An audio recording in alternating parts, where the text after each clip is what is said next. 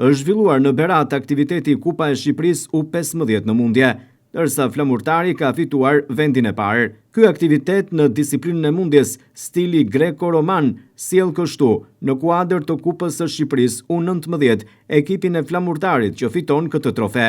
Vlen të theksohet se ky është trofeu i dytë brenda një periudhe të shkurtër kohe që ekipi i mundjes sjell në Vlorë, duke thyer kështu dominancën prej vitesh të ekipeve të Tiranës dhe Kukësit në drejtimin e trajnerit Bruno Musta. Duket se Vlora ka çelur si parë në një brezi që premton në këtë disiplinë sportive. Flamurtari u shpall i pari duke marrë edhe trofeun e këtij aktiviteti, Kukësi i dyti dhe Tomori i treti.